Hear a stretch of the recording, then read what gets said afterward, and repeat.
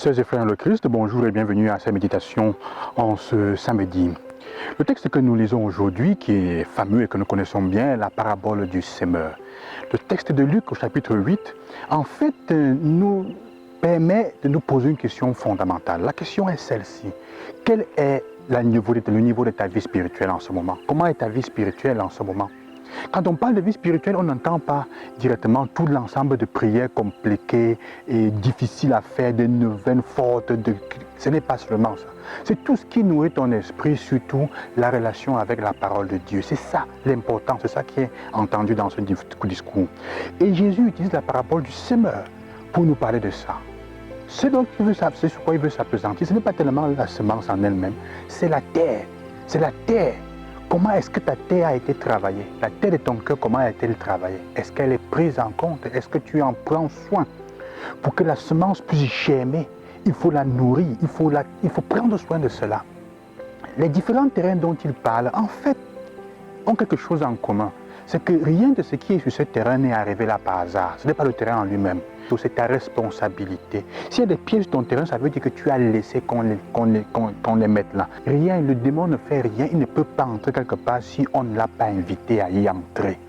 Si d'une manière il n'est pas été plus fort que toi, ou tu t'es pas laissé affaiblir, et donc tu n'as pas pris les mesures nécessaires. Parce qu'en effet, le diable, la première terre qui est parlée, du diable qui arrive et qui prend la terre, c'est quoi exactement? C'est qui? Est-ce que c'était cet être maléfique qu'on comprend? Non. Parce que la première partie nous parle, la terre reste, la parole reste en superficialité. On continue à être superficiel. Quelles sont les choses dans notre vie qui nous rendent superficiels? Quels sont les programmes de télévision que tu regardes? Quels sont les types de débats que tu suis sur Internet, sur YouTube, sur Facebook? Qu'est-ce que tu cherches?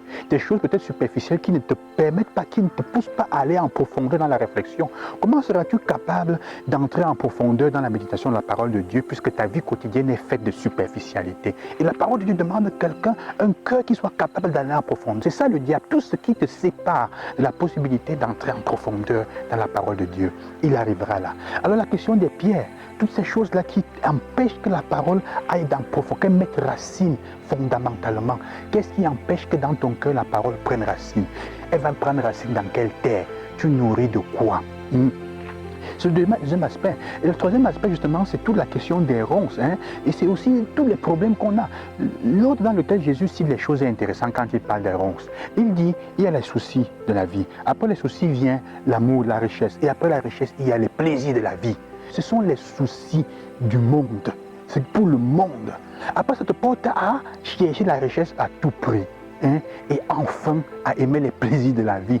Alors, tu as des difficultés, des gens qui vont à l'église et qui n'ont pas du temps pour ça, qui ne sont pas concentrés. Tu es à l'église, tu es assis, mais ton argent, tu as peut-être sur l'argent de la tontine que tu vas vivre, que tu vas toucher. Comment tu vas faire pour faire ce business, pour tromper telle personne? Tu es assis, mais tu n'es pas là, tu n'as pas le temps. Les soucis t'enlèvent. La parole que tu as écoutée entre et sort, elle ne peut pas avoir d'effet dans ta vie. Elle ne peut pas donc s'enraciner pour porter du fruit. C'est ça la chose importante. La question est la responsabilité. Comment est ta vie spirituelle? Deuxièmement, comment est ton rapport avec la parole de Dieu? Quelle est la place de la parole dans ta vie? Je ne dis pas des homélies que nous faisons, parce que ce que nous sommes en train de faire comme homélie, c'est pour vous donner le goût. C'est ça le but, donner le goût d'aller lire la parole de Dieu. Pour que quand tu as des difficultés, des problèmes, que tu ailles prier le psaume 90, le psaume 27, le 23. On ne peut pas avoir une bonne vie spirituelle si on n'a pas le temps pour la parole de Dieu. Et frères et sœurs, ne vous y trompez pas.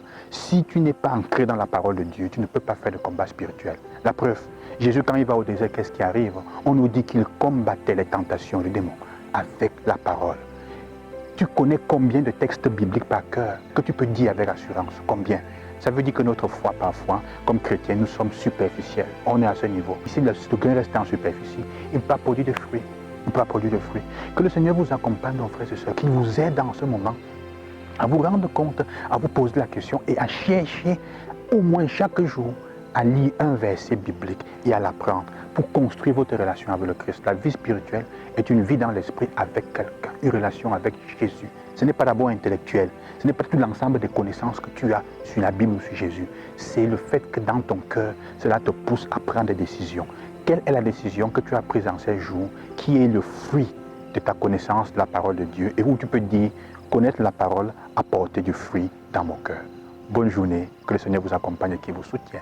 Et à demain.